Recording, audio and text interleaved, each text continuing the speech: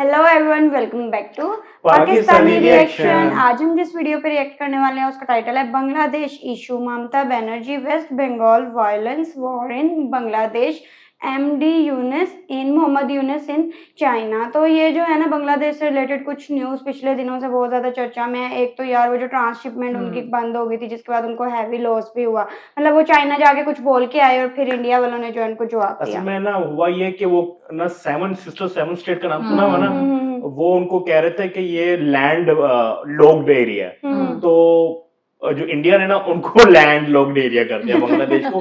कहते हैं तकरीबन 40 से 45% जो उनकी ट्रेड है ना या एक्सपोर्ट है वो इंडिया के थ्रू हो रही थी। तो वो उनको क्या कहते हैं, लेने के देने पड़ गए। ऐसा ही है। अब ये जो है ना खान सर की और वीडियो, खान सर तो आपको पता है जिस तरह वो एक्सप्लेन करते हैं तो बहुत अमेजिंग है सच में। हाँ, तो करते हैं स्टार्ट। डिस्कशन होने वाली है। हमेशा की तरह मैंने घंटे तक जुड़े रहिए, चैनल को सब्सक्राइब कर दीजिए।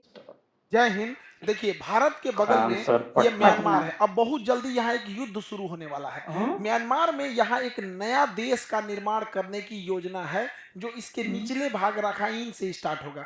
और इस नए देश के निर्माण में सबसे बड़ी बाधा बन रही थी शेख हसीना। इसीलिए अमेरिका ने शेख हसीना को यहाँ से बाहर कराया और यहाँ पर उनके जगह पे मोहम्मद यूनुस को बैठाया गया। मोहम्मद यूनुस अब इसके लिए आगे बढ़ते गए हैं। देखते चलते हैं कि कैसे कैसे इस देश का निर्माण होगा। ये हमारा भारत है, ये बांग्लादेश है और ये म्यांमार। म्यांमार का निचला भाग ये रखाइन कहलाता है। यहाँ रोहिंग्या समस्याएं बहुत ज्यादा हैं और इसी के पास अरक्कन आर्मी वगैरह रहती है। इसी एरिया को काटा जाएगा और यहाँ सेंट मार्टिन आइलैंड है जो बांग्लादेश का है। अब ये युद्ध कैसे कैसे होगा इसको समझते हैं हम लोग। इस युद्ध में म्यांमार के ऊपर अभी क्या है कि म्यांमार की जो चुनी हुई सरकार थी आंग सान सू की, उसको हटा के वहां पर तख्ता पलट कर दिया गया है और वहां मिलिट्री को जुंटा कहते हैं। वो जहां मिलिट्री का शासन है वो जुंटा कहलाता है। जुंटा। इसके ऊपर बांग्लादेश की आर्मी अटैक करने की योजना में है। यूएस अपने ट्रूप्स को भेज रहा है और एयरबेस वगैरह बनाने की तैयारी में है। तुर्की का ड्रोन अटैक के लिए होगा। इन्हीं म्यांमार पे रोहिंग्या अटैक करेंगे। चीन स्टेट को तैयार कर रहा है क्योंकि रोहिंग्या में ज्यादातर मुस्लिम है, चीन स्टेट में ईसाई हैं और अरक्कन आर्मी में बौद्ध लोग हैं। तो ये सबको मिला के म्यांमार के जुंटा पर अटैक किया जाएगा। अब इसको समझते हैं तैयारियां कहां तक पहुंची हैं। देखिए, ये है हमारा भारत, ये पीला वाला बांग्लादेश है। बांग्लादेश के इस काक्स बाजार में तो तुर्की के ड्रोन का बेस तैयार किया जा रहा है। तुर्की का जो ड्रोन है तो वो ड्रोन यहाँ पे तैनात किए जाएंगे जिससे कि वो म्यांमार पर हमला कर सके। और ये ड्रोन की तैयारी पूरी तरह से कर ली गई है। इसी के पास बांग्लादेश में यहाँ एक जगह है सिलखाली। यहाँ सिलखाली के पास यहाँ पर आर्टिलरी की पूरी यूनिट तैयार की जा रही है और यहाँ आर्टिलरी और एटीजीएम को लगाया जा रहा है ताकि यहाँ से अटैक करने में, और अगर म्यांमार की आर्मी रिटेलिएट करती है तो उसको काउंटर करने के लिए यहाँ एक हैवी आर्टिलरी डंप और आर्टिलरी सेंटर को अमेरिका खोल रहा है यहाँ पे। इसी के पास अगर हम देखेंगे तो म्यांमार और ये बांग्लादेश के पास एक नदी बहती है, नाफ टिकनाफ नदी, और वही नदी जो है बॉर्डर बनाती है। तो इस नाफ टिकनाफ के पास अमेरिका ने अपना सप्लाई डिपो, अपना लॉजिस्टिक डिपो बना दिया है और इतना बड़ा है वो 11,000 हेक्टेयर से बड़ा है। यहाँ अमेरिका की पूरी फौज रहेगी, सप्लाई लाइन रहेगी और यहीं से वो म्यांमार के अलग अलग एरिया में भेजेगा। और वैसे भी म्यांमार की जो आर्मी है वो ऊपर की ओर सिमट चुकी है। इधर म्यांमार की आर्मी का वर्चस्व कम है ताकि यहाँ से चाइना, ये चाइना है, चाइना यहाँ पे चाइना इकोनॉमिक कॉरिडोर बना रहा है, चाइना म्यांमार इकोनॉमिक कॉरिडोर, और यहाँ पर उसका सितवे बंदरगाह और वगैरह यहाँ पे म्यांमार के इन बंदरगाहों पे चाइना का वर्चस्व है। इसी को कम करने के लिए उधर से अमेरिका आगे बढ़ रहा है। अमेरिका के इस चाल में उसकी मदद करेगी खुद बांग्लादेश की आर्मी।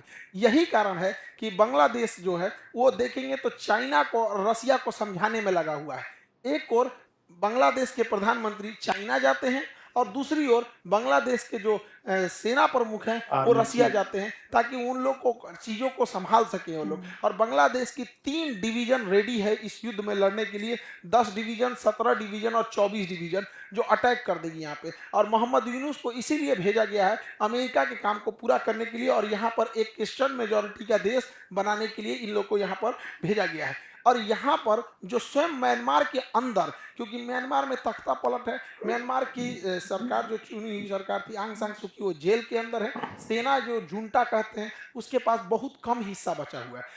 लगभग 30-40% एरिया सेना कंट्रोल कर रही है, बाकी ज्यादातर एरिया उनके हाथ से निकल चुका है।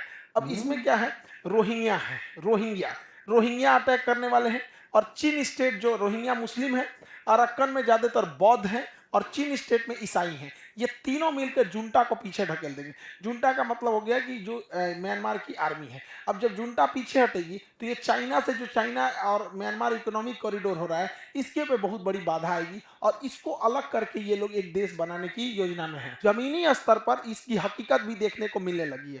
अमेरिकी रक्षा मंत्रालय, अमेरिकी जो विदेश मंत्रालय के जो दक्षिण एशिया के प्रमुख थे, वो लोग यहाँ आकर डिस्कस करने लगे हैं बांग्लादेश में।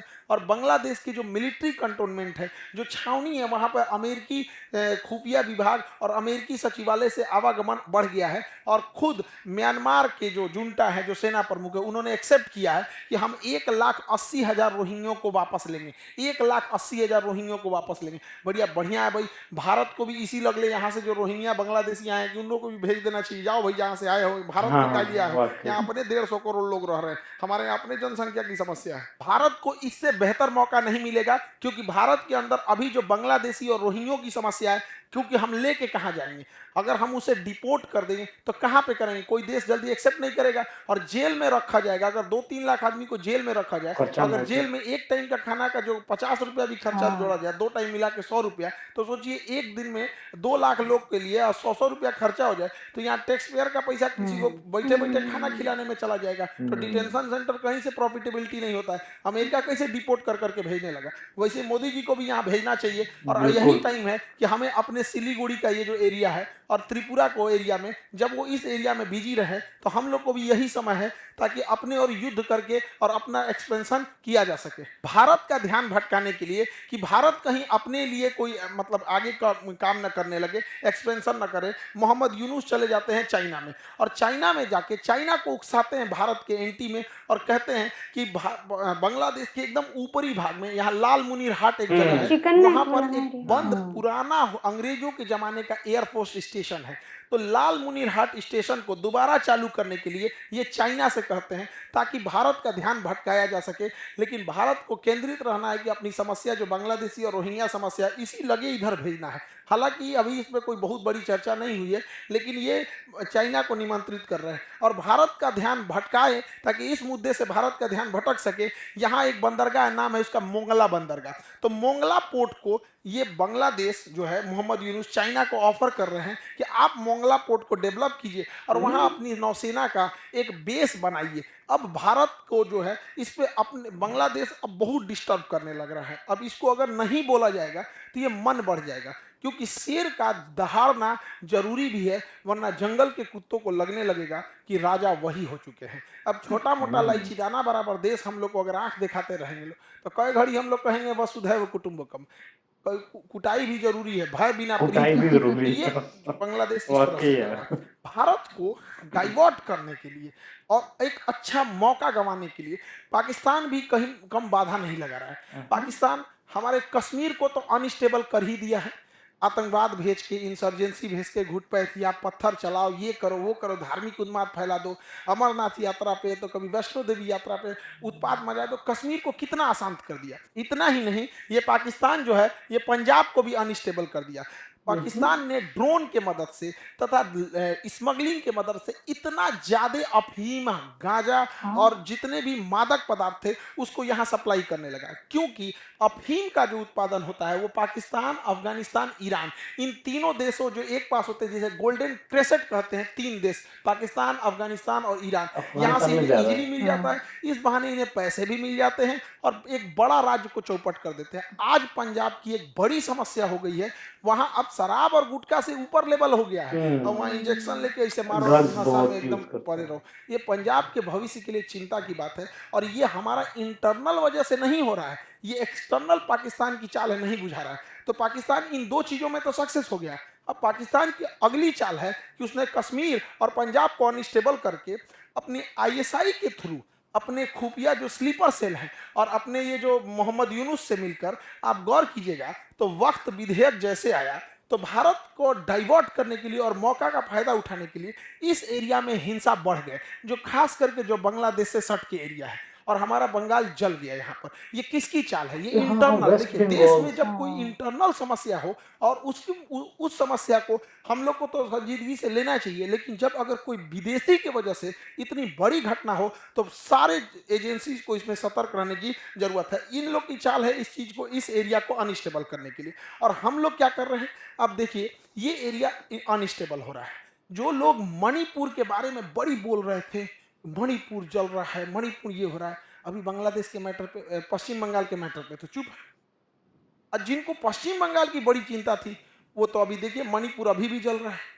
अरे कभी तो हम लोग राजनीति से बाहर आके अपने देश के बारे में सोचेंगे। सही कह रहे आरोप हो। प्रत्यारोप कब तक लगाएंगे कि ये उन पे आरोप लगाए, उन पे आरोप लगाए, बीजेपी, टीएमसी, ममता बनर्जी, मोदी। अरे भाई देश जल रहा है, इधर मणिपुर, इधर पश्चिम बंगाल, है तो इधर तो इंडिया। वो झमेला है ही है, इधर भी लिया जाएगा। ये इंटरनल पॉलिटिक्स से बाहर निकलने की जरूरत है। और इसमें सोचिए भूखा नंगा पाकिस्तान, वो इतना हिम्मत उसका कि वो इधर से आके अपने स्लीपर सेल के माध्यम से, बांग्लादेशियों के माध्यम से, इधर के माध्यम से हम लोग को अनस्टेबल करा। अब आपको अगर मेन रीजन ही नहीं पता चलेगा तो आरोप प्रत्यारोप लगा के क्या मिला है किसी को? भारत के दोनों हाथ में लड्डू है। अगर अमेरिका इधर आ रहा है तो अमेरिका में अपना भी सहयोग करना चाहिए और पूरी तरह से बांग्लादेश को दिखाना चाहिए कि भैया हम लोग तुम्हें अगर निर्माण कर सकते हैं तो विनाश भी कर सकते हैं। और यही एरिया है जहां हम लोग अस्थायी तौर पे भारत में घुस गए रोहिंग्या और बांग्लादेशियों को डिपोर्ट करके यहाँ भेज दे सकते हैं। और मोदी जी आपका तो परम मित्र हैं, ये क्या नाम है, ट्रंप साहब, ये तो देखें हवाई जहाज में भर भर के भेज देते हैं। आप भी हेल्प इनसे कुछ कुछ सीखिए और यहाँ पानी वाली जहाज से भेज दीजिए, यहाँ हम लोग की अस्थायी रूप से समस्या का समाधान हो जाएगा। एंड वाली बात कितनी अच्छी की है। कि वो मोदी जी ये तो मोदी जी, आपके फ्रेंड है हाँ। Donald Trump. हम्म। अब बिल्कुल सही, डोनाल्ड ट्रम्प ने जितने भी इलीगल जो डिपोर्ट इमिग्रेंट्स थे जो ना कराए थे उनको। उनको डिपोर्ट किया। हम्म। मतलब उसमें से ना टॉप लिस्ट पे थे उनके जो बॉर्डर पे हैं, मैं नाम भूल गया उस कंट्री का, और जो अमेरिका के साथ कंट्री जिसकी उसकी बाउंड्री है। खैर तो उस और उसके अलावा भी कितने कंट्रीज के इवन इंडियंस वापस भेजे बिल्कुल हैं। हर तरफ तो से। मेरे हिसाब से इंडिया के ना ये वेस्ट बंगाल वाली साइड पे, कोलकाता वाली साइड पे बहुत ज्यादा बांग्लादेशी हैं जो इलीगल्स। और एक खबर पीछे आई थी तकरीबन कुछ 4-5 महीने पहले, उसमें ये मेंशन किया गया था कि जो इलीगल माइग्रेंट्स है ना वो ना जाके जो माइनॉरिटीज है ना औरतों से शादी हाँ, करते ये हैं, सुनी थी। क्योंकि वो जो माइनॉरिटीज है ना वो ना किसी मतलब पॉलिटिक्स में इन्वॉल्व, हाँ। मतलब पॉलिटिशियन है, जैसे माइनॉरिटीज की जो पॉलिटिशियंस होते हैं तो उनको ना काफी राइट्स मिल जाते हैं। तो उससे ये हुआ है कि अब ना वो कुछ एरिया इंडिया में ऐसे हैं जो अब बांग्लादेशी मिनी बांग्लादेश कहलाते हैं। बिल्कुल ऐसा है। तो वो उनकी ना तादाद बहुत ज्यादा बढ़ती जा रही है। और इवन कुछ यूट्यूबर्स ऐसे हैं जिन्होंने ना वीडियो बनाई थी कि भी हम ना आपने शायद याद हो कि हम ना भी ना इंडिया की वो जो बॉर्डर है ना उसको Borders क्रॉस करने करने लगे, लगे। और हाँ। इवन कुछ लोग उनको इंडिया वाली साइड से कुछ ऐसी फेवर मिली जिसमें उन्होंने बता रहे थे कि हमें बाइक्स वगैरह मिल रही है, हमारे हाँ। जो कार्ड, डॉक्यूमेंट्स हाँ, वगैरह हाँ, हैं। कार्ड, कुछ इस तरह की चीजें इस जो तरह है ना वो उसमें भी जो नकली फेक बन रही हैं। बनने में भी काफी हेल्प हो रही है। तो इंडिया को तो वाकई बिल्कुल स्टेप लेना चाहिए। और खान बड़ा सर ने सही आइडिया जैसे दिया। उन्होंने वो ट्रांसशिपमेंट इनकी बंद की है तो जाहिर बात उससे उनको फाइनेंशियली तो काफी हाँ, डिस्टर्ब हुए हैं, बिल्कुल। बट वो भी हाथ पांव मार रहे हैं चाइना की तरफ। या और मतलब उसको कह सकते हैं कि वो जो उन्होंने ऑफर नहीं किया कि आप हमारी एक बंदरगाह बनाएं, हम्म। तो उधर फिर साथ आर्मी भी आएगी चाइना की। और और ये वो बेमकसद नहीं आते, इनका मकसद बहुत होता है। जैसे बड़ा होता पाकिस्तान है, में हाँ। उन्होंने इन्वेस्टमेंट की हुई ना वो इकोनॉमिक कॉरिडोर, हाँ। तो अब जाहिर बात 50-55 बिलियन डॉलर इन्होंने इन्वेस्ट किया है पाकिस्तान में, तो वो हम कैसे देंगे? वो कहते हैं ना चाइना की दोस्ती अच्छी ना दुश्मनी दुश्मनी अच्छी है। अच्छी। तो वो दोस्ती के पीछे भी कोई ऐसा रीजन ही Exactly. होता है ना बिल्कुल ऐसे। जिसकी वजह से जो है ये बातें निकली होती हैं। तो अब देखते हैं कि इस सिचुएशन में आगे आके क्या बनता है, देखते हैं। आई होप सो सब कुछ बेहतर ही रहे और आई होप सो आप लोगों को रिएक्शन पसंद आया तो जल्दी से चैनल को सब्सक्राइब कर दे। मिलते हैं नेक्स्ट वीडियो में। See you.